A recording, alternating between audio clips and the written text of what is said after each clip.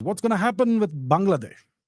Bangladesh is, yes, it's a matter of immediate concern for us in the Indian subcontinent, isn't it, Bangladesh? And the Biden-Harris regime has recently, very quite recently, carried out a regime change operation in Bangladesh. They, as we know, I'm sure everyone's aware, they removed the democratically, constitutionally elected Sheikh Hasina government from power. She was ousted. She was forced to leave the country by the Bangladesh military, and now there's a puppet regime in place, a completely undemocratic, completely unelected, completely unconstitutional puppet regime is in place with this fellow called Mohammed Yunus as the face of the puppet regime. It's actually the Bangladesh military that's running the show, and the Bangladesh military obviously has a much larger master out there, which we all understand is the US. This has been coming. It's been a long time coming. Sheikh Hasina spoke about this in the years coming up to the actual coup. So that's the situation. That's the context in which this question has been asked. What will happen with Bangladesh? Because just, I mean, less than a week before the election result, which is today, Trump had tweeted this. Shall we let's find his tweet? I don't think it'll be easy to find his tweet. Uh, there'll be a lot of tweets in the way, but he essentially tweeted about Bangladesh, and he said that he strongly condemns the barbaric attacks on the Hindus and other minorities in Bangladesh, and so on and so forth. And he also spoke about the need for India and the US to work together. And he said that if elected, he will resume cooperation, kind of like in some words he said that with his good friend Narendra Modi and so on and so forth. So that was the deal.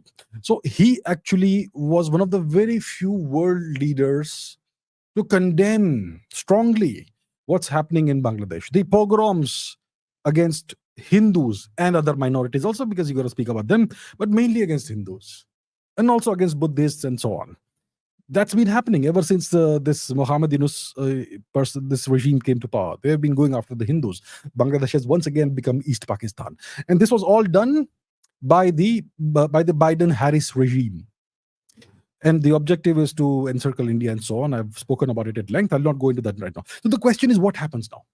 Trump is now going to be the president, January some 21st or so, whatever date onwards. So what happens?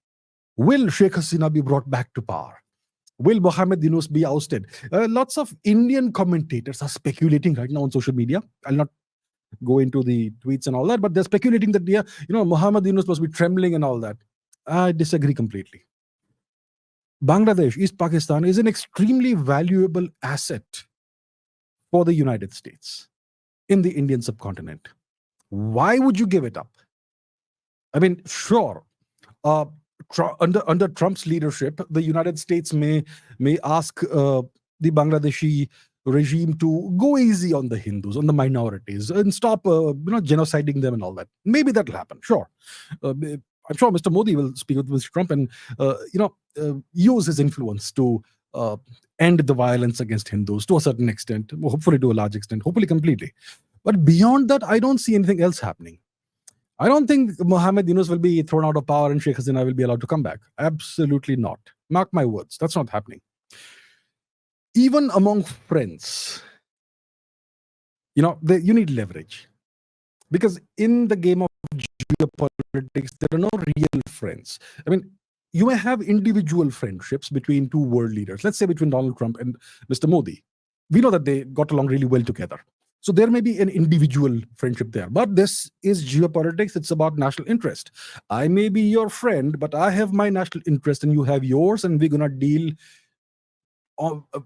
deal between the countries from that perspective. Our individual friendship means nothing in that context. That's how it works in geopolitics. And the US is concerned about the increasingly larger role that India is playing on the geopolitical stage, and eventually the way the Indian economy is growing, India is going to become a very large power, and that's obviously a problem. That's something they don't want to see happen. That's why they want to contain India. And Bangladesh is an excellent asset to have in the subcontinent to contain India, to play a certain part of the role in containing India. So I do not see Donald Trump having the Mohammed Yunus regime ousted and having Sheikh Hasina reinstated. That's not going to happen. So Bangladesh, no major change. Maybe an easing up of the violence against Hindus. Maybe that will be curbed to a certain extent once Trump comes to power. But beyond that, I don't see a lot happening. Project K, Project Cookie Land for Christ, will continue. That will continue. Even if Donald Trump is in power, it will still continue. So that's how the game is played. Transactionally, the relationship will get better, but when it comes to Bangladesh, when it comes to Project K, Cookie Land, the Manipur disaster, not a lot will change. That's how I see it.